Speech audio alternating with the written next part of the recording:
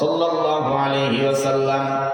মাহজুরা আগে ছিল অমুসলিম, এখন হয়েছে মুসলিম। মাহজুরার মাথার উপরের চুলের মুঠিটা ধরে বলে, মাহজুরা, আজ থেকে আমি মুহাম্মদুর রাসূলুল্লাহ বাইতুল্লাহর মুয়াজ্জিন তোমাকে বানায়া দিলাম। জোরে বলেন না সুবহানাল্লাহ। মাহজুরার চেহারাও ভালো ছিল না, এই জন্য চেহারা দিয়ে কোনো গুণ নয়, চেহারা দিয়ে কোনো বিচার নয়, বরং মানুষের মধ্যে যেগুলো ভালো ভালো গুণ রয়েছে এগুলো গুণ দেখে দেখে বিচার করতে হয়। জোরে বলেন কথা ঠিক কিনা? আল্লাহ রাব্বুল আলামিন বিচার করেন কার ভিতরে তাকওয়া বেশি, কার ভিতরে তাকওয়া কম। যার ভিতরে তাকওয়া বেশি সে আল্লাহর কাছে অত্যন্ত পছন্দনীয়। হযরতে লুকমান আলাইহিস সালাতু ওয়াস সালাম মানুষ ছিলেন কালো এবং ছিলেন বেঠে। হযরতে লুকমানের কাছে সংবাদ পাঠিয়ে দেওয়া হলো, লুকমান, তোমার কাছে দুইটা প্রস্তাব দেওয়া হলো। একটা হলো তোমার কাছে আমি হিকমত দিয়ে দিলাম, হিকমত দিয়ে দিলাম, জ্ঞান দিয়ে দিলাম। আর একটা দিয়ে দিলাম রিসালা, অর্থাৎ তোমাকে নবুয়ত দেওয়া হবে। তুমি যেটা চাও, তোমার যেটা ইচ্ছা তুমি সেটা গ্রহণ করতে পারো।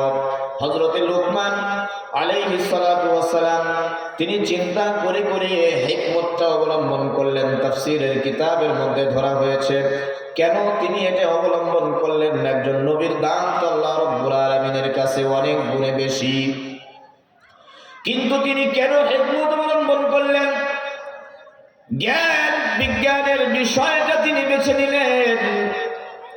কিতাবে যেটা প্রমাণ, হযরত লুকমান এই চিন্তা করলেন, আল্লাহ রাব্বুল আলামিন আমাকে প্রস্তাবনা দিয়েছে দুইটা, কোনটা আমি পছন্দ করে নেই? আমি যদি রিসালাতটা পছন্দ করে নেই তাহলে হতে পারে আমার জ্ঞানের দ্বারা আমি সেই রিসালাতটা সহি মতো চালাতে আমি অপারগ হতে পারি। আল্লাহ রাব্বুল আলামিন যদি আমাকে নবী বানাবেন তাহলে তো এমন প্রস্তাব দেওয়ার কোনো দরকার ছিল না, ডাইরেক্ট তো তিনি আমাকে উপযুক্ত করে নবী বানিয়ে দিতে পারতেন। আর যেহেতু আমি রিসালাতটাই গ্রহণ করে নিই আর আমার মধ্যে যদি ভুল হয়ে যায় তাহলে আমি মারাত্মক ক্ষতির মধ্যে পড়ে যাব। এই জন্য হযরত লুকমান আলাইহিস সালাতু ওয়াস সালাম রিসালাত গ্রহণ না করে তিনি হিকমত অবলম্বন করেছেন। তিনি জ্ঞান বিজ্ঞানের বিষয়টা নিজের মধ্যে ধরে নিয়েছেন। হযরত লুকমান আলাইহিস সালাতু ওয়াস সালাম আইয়ুব আলাইহিস সালাতু ওয়াস সালামের ভাগ্নে ছিলেন, বোনের ছেলে ছিলেন। বুঝাতেছে আপনাদের কথা? ভাগ্নে ছিলেন, তিনি ছিলেন গোলাম। একজনের বাগান তিনি পাহারা দিতেন। মালিক 12 বছর পরে বলছে, আব্দুল কাদের জিলানীর বাবার ঘটনার মতো সেম কাহিনী। ও লুকমান, আমার বাগান এই এমন একটা বাগান, এই বাগান থেকে আমি বিভিন্ন জায়গায় আমার ফলমূলগুলো আমি পাঠাই, অনেক বৈদেশিক মুদ্রাগুলো আমি অর্জন করি, হাসিল করি। এর দ্বারাই আমি অনেক গুণাত্মবান হয়ে গিয়েছি।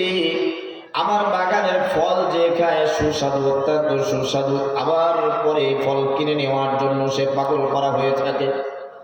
লুকমান, দেখি তুমি আমার জন্য কিছু ফল নিয়ে আসো, কত সুমিষ্ট ফল, এটা আমি আজকে খেয়ে দেখতে চাই। হযরত লুকমান ফল নিয়ে আসছে, মালিকের কাছে কেটে দিয়েছে ফল টক। কি ব্যাপার লুকমান, তুমি ফল টক ফল না নিয়ে আসছো? হযরত লুকমান বলে, মালিক, কোনদিন আপনি আপনার বাগানের ফল আমাকে ভক্ষণ করার জন্য অর্ডার দেন নাই। আল্লাহ, আল্লাহর কসম করে বলি, এক যুগের মধ্যে আপনার বাগানের একটা ফলের চোচাও আমি মুখের মধ্যে লাগাই না।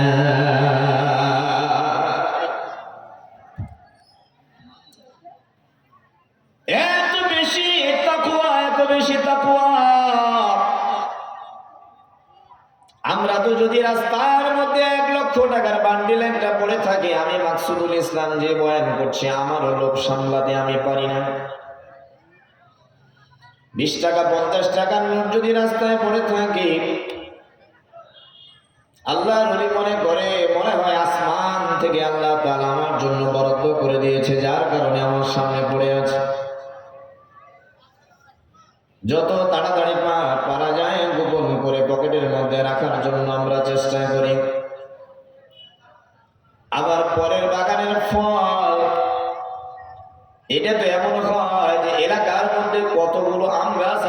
আম গাছের কোন আম গাছের আম মিষ্টি, কোন আম গাছের আম টক, এটা অনেকের জানাই থাকে। জোরে বলেন, কথা ঠিক বললাম না ঠিক বললাম? তার মানে হলো আমরা মালিককে না বলে, ওই বাগানের মালিককে না বলে আমগুলো আমরা নামায় নামায় খাই, যার কারণে আমাদের মুখস্থ আছে এটা কখনোই করা যাবে না, কখনোই করা যাবে না, কখনোই করা যাবে না।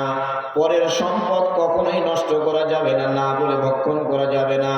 হারাম যদি আপনি খান, ফি বুতুনিহিম নার, কোরআনুল কারীমের মধ্যে আল্লাহ পাক বলেন হারাম ভক্ষণ করলো মানুষের জাহান্নামের আগুনকে তার পেটের মধ্যে জায়গা করে দেয়। এই লুকমান আলাইহিস সালাতু ওয়াস সালাম তিনি ওনার ছেলেকে কত বেশি আল্লাহর কাছে তিনার দাম,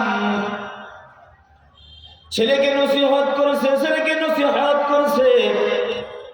এই নসিহত গুলো আল্লাহ পাক কোরআনুল কারীমের মধ্যে নিয়ে আসছেন।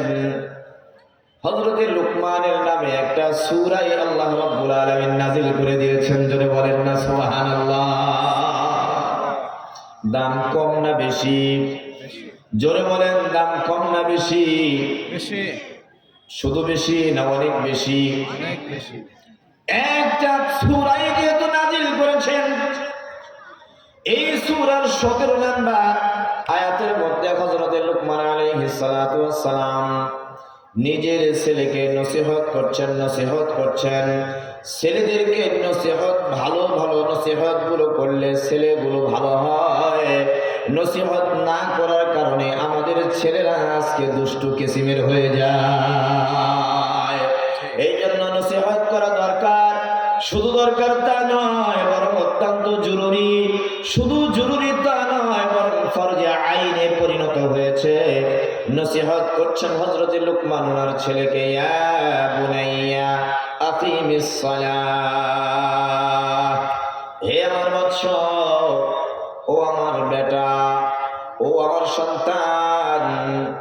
এক নাম্বার নসিহত হলো তুমি কখনোই নামাজ ত্যাগ করবা না। জোরে বলেন না সুবহানাল্লাহ। এক নাম্বার নসিহত তোমার জন্য, কখনোই তুমি নামাজ ত্যাগ করবা না। নামাজ পড়তে হলে নামাজের মধ্যে কোরআন তেলাওয়াত করতে হয় কি হয় না? বাবা আপনারা একটু কথা বলেন, জোর আওয়াজে বলেন। নামাজ পড়তে হলে কোরআনুল কারীম নামাজের মধ্যে তেলাওয়াত করা লাগে কি লাগে না? না এমনি এমনি নামাজ হয়ে যায়? এমনি এমনি নামাজ হয়ে যায় না, কোরআন তেলাওয়াত করতে হয়। কোরআন তেলাওয়াত যদি শিখতে চান, এটা হলো ইলমে দ্বীন। ইলমে দ্বীন প্রাথমিকভাবে প্রাইমারি লেভেলে আপনার সন্তানের ভিতরে দেওয়া দরকার।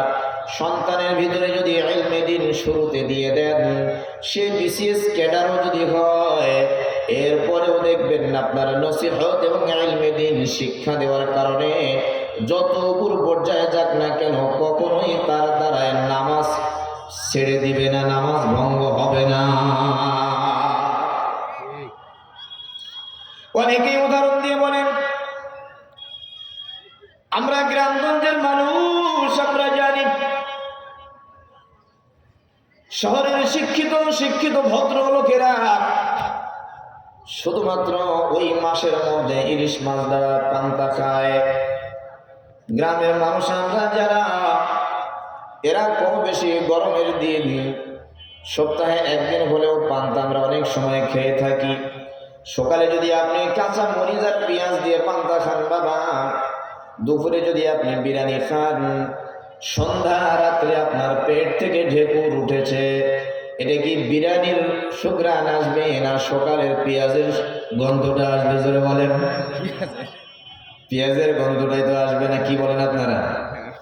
এই জন্য মুহাক্কিকগণ বলেছেন, একটা বাচ্চা তিফল কান্না, ছোট্ট বাচ্চার দিলের মধ্যে যেটা ঢুকায় দেওয়া যায়, এ বড় হলেও যেটা ঢুকায় দেওয়া হয়েছে ওটাই তার ভিতর থেকে বের হয়। ছোট্ট থাকা অবস্থায় সন্তানকে আগে কোরআনুল কারীম শিক্ষা দেওয়া দরকার। এটা হলো একজন গার্জিয়ানের দায়িত্ব এবং